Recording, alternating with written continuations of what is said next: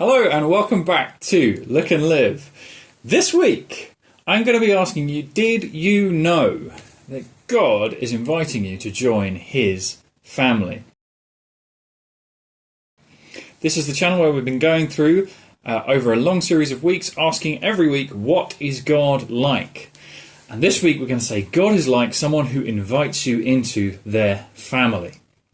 The Bible uses lots of different images to convey this one truth. It talks about marriage. When you ask someone to marry you, you are inviting them into your family. It talks about birth. When you have a new child is conceived and born and comes out, they are joining your family. Adoption talks about when you ask a child to join your family and say, I'll be your parent because you have no one. It also uses various other images. Jesus says that those who do the will of God are his mothers and brothers. It talks about estranged children coming back in the prodigal son. We've talked about that before. I'll put a link up to that video if you haven't seen that one. Go check it out. It's really good stuff that God invites the estranged son to come back. So there's this variety of images that are used, that God uses to say basically this one thing in loads of different ways and explore the different facets of it, which is that he wants us to join his family. Now, on first inspection, that might seem like a really beautiful thing and a wonderful invitation. But notice this first. We have to join his family. As in, what I mean is, we're not currently in his family. So to be part of his family, we would need to join. So this is not a flattering image to the human heart. We like to think of ourselves as all God's children, and in a sense I believe that's true. Everyone created is a child of God because he made them all and he loves them all. But actually we're not all part of his family until we join. And Jesus even said to some religious leaders today, a group called the Pharisees, who were criticizing him and rejecting him. You can look at it in John 8. He says, actually, your father is the devil, because they believed lies and they didn't accept God and they didn't accept Jesus. So that's quite shocking that actually we could be part of the devil's family in some sense if we're living out of lies instead of living out of the truth. So what defines families? So what do we mean? God invites us to join his family. That is a beautiful invitation. If you're part of a family of lies and God says, no, come join my family, that is beautiful. It should be even more beautiful for the fact that we're not in it already. Because he invites those who are not worthy, who are against him, who are doing evil things, to come and join him and be part of his family. It would be harder to adopt a kid who was violent than adopt one who wasn't. It would be harder to marry a woman with flaws that you obviously see than one that you don't. So the fact that we have flaws and the fact that we're not part of the family of God just shows how great God's love is in asking us to join his family.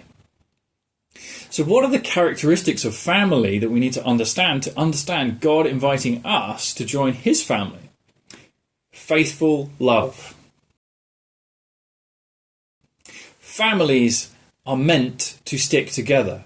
Sadly, in the modern Western world, we do not see that very often. It is heartbreaking how often families break up and tear apart. But that is the opposite of what families are supposed to be. Families are supposed to be defined by love and stability. A stable love, a glue that holds that family together through thick and thin. When people are married, they're supposed to always think of how they can resolve that, whatever difficulty they're in, and do the best for the other. And the same with children. When you have children, you're supposed to always look for the best for those children, not for yourself. So it is a kind of love that's self-giving. It's the love that is steadfast, is faithful, that keeps going through anything, through thick and thin. People say it to their kids more easily than to their spouse, but I will always support you no matter what. I'll be there for you no matter what happens. It doesn't matter who you are or what you do, I will always love you. That is the true love that family is supposed to convey, family is supposed to embody. And the same is true for joining God's family. If we join God's family, if we accept his invitation to come and be part of his family, his steadfast love, his love that doesn't fail, will be with us forever. Families also grow by love. We've talked about these different ways to grow your family. Through marriage, through having babies, through adoption. through welcoming people back who've done you wrong. Families grow in all those different ways, and all those different ways of love. Why do you marry someone? Because you love them. Why do you make babies with someone? It's out of love that babies are born, right? And why do you adopt a kid? Because you love them, because you care for them, because you want to do the best for them. And why do you welcome someone back who's done you wrong in your family? It's love. It's sheer love. And it's the same with God. The reason God wants to welcome us back into his family, to bring us into his love relationship, is love. A family is a place of mutual belonging. This is an aspect of love, I think, that a son can say rightly, that's my father. He's mine. We go together as a pair. And the father can say, that's my son, because they go with each other. They belong to each other. And that's what it means to join God's family, is that we will belong to him, and he will belong to us. This was a phrase God kept saying in the Exodus, you will be my people, and I will be your God. And that was true of them then, and it is also true of us now. If you join with Jesus Christ, we can be part of a new Exodus, a new people of God. And we can say, you are my God, and he will say, you are my people. Being a family, joining a family means being united. You present a united front, but also you're no longer just an individual operating on your own terms. Now you operate as a part of a whole. It doesn't mean you lose your identity. Our culture is hyper-individualistic, so we struggle with this. We struggle with anything collective and meaningful. But it doesn't mean you lose your individuality, especially in a family. Although that is a risk. It can go too far in that way. But you should be an individual within a united whole, that you are a part of something bigger than yourself. The Bible talks about married people as one flesh, one body. And you can easily think of children and father and mother as part of one household together. You are a part of a bigger whole. And the same is true when you join God's family. You're no longer just operating by yourself, but you become part of this bigger whole. Families live together. And it's no different when you join God's family. In the ancient Near East, where most of these stories we're talking about that God has revealed himself in, i.e. the Bible, the many different books and stories and poems of the Bible, people would have lived together through multiple generations. Jesus talks about going away to prepare a place for his followers after he's talking about when he will ascend to heaven in the future. He hasn't done it yet. In the story, at that point in the story when he's saying it, he hasn't ascended into heaven. He has now. He died, he was resurrected, and then he went into heaven to make a place. Because he's going to his Father's house where there are many rooms, many mansions you might know of, as you know, if you know the older version translations. This is talking about putting an annex on the Father's house, putting on more rooms. When your family expands, when you get married or you have more children, you put more rooms on the house. God's house is enormous. It's got room enough for you. It's got room enough for me. And Jesus is up there preparing space for us right now so that we can dwell with God forever if you accept this invitation to join God's family. Families share things. We've already talked about how they share in love together, how they share in mutual ownership, how they share a kind of identity together. They share a name, usually. How they share a home. They share their time together. But also, families share their stuff, their physical possessions.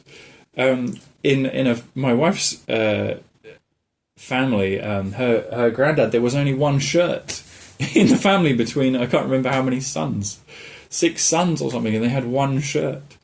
So on Friday night, they would rush to get the shirt so they could go out to the dances and try and get the girls.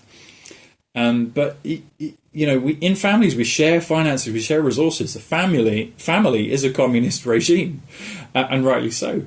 Not that a government for a country should be that, but a family is a benevolent dictatorship with a communist regime. All the money is held in common. Your children don't earn money when they're small, but you let them use all your money as a parent. if you're a husband and wife, you should be sharing all your finances. I know this is not that common these days, but it really helps a marriage stick together, and it's really important that you say, all I have, I give to you, and all I am, I share with you. It's said in many marriage ceremonies, and it should be the case. And that is what family is. Family is sharing everything you have together. Sharing finances, sharing resources, sharing your stuff, and also sharing values.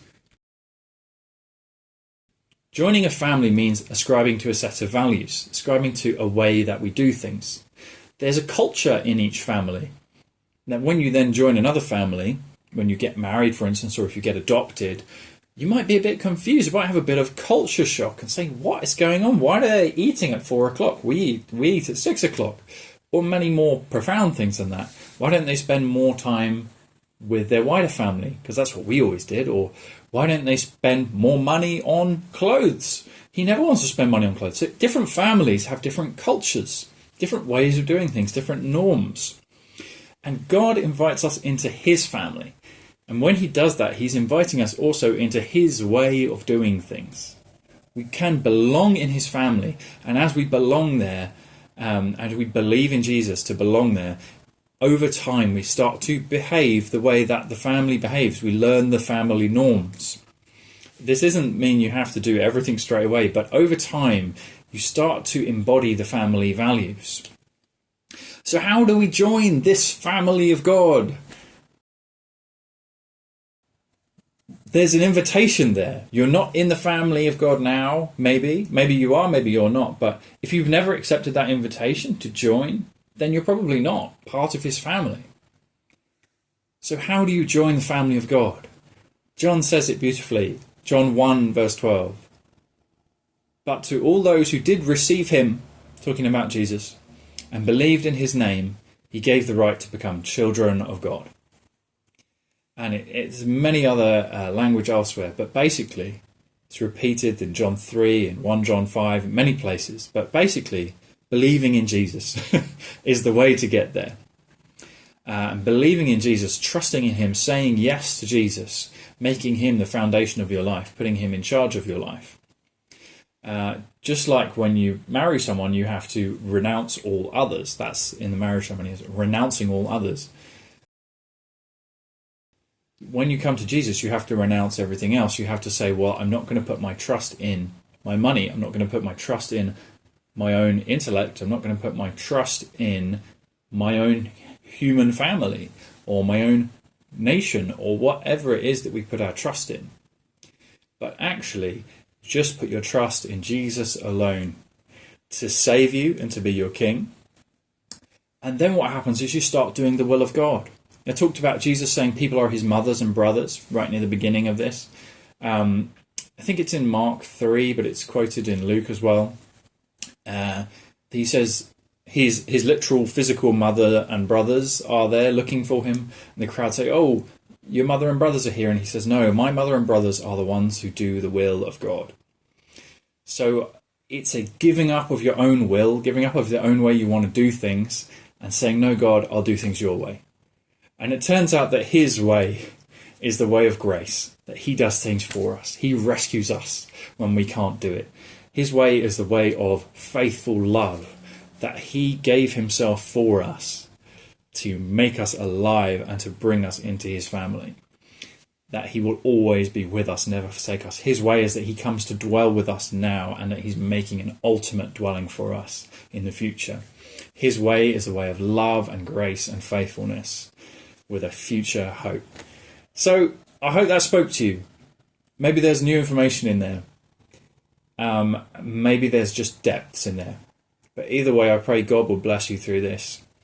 I pray you would know the love of God and be able to join his family through what Jesus Christ has done. I'm going to be delving in a bit deeper over the coming weeks into those different subtopics, into marriage, adoption, new birth, and various other ones in a bit more detail and looking at each image specifically. But I really felt it was important to do an overview of this sort of meta topic of joining the family of God, because these different New Testament authors are grasping for different images because they understand something really profound, that they've been invited into the family of God through what Jesus has done. and they're using all these different images to communicate it. And I thought I would be doing it a disservice if I didn't do an overall video that God is inviting you into his family to start with. And then we'll delve into those different topics: marriage, adoption, birth. I don't know what order we'll do it all in. But you are invited into the family of God. Thanks for coming along today, and join in for more. There's loads of other videos I've already done. This is number 11, so go check out the other ones. I release a new video every Friday, God willing. Pray God will give me strength to do that as well. Thank you, guys.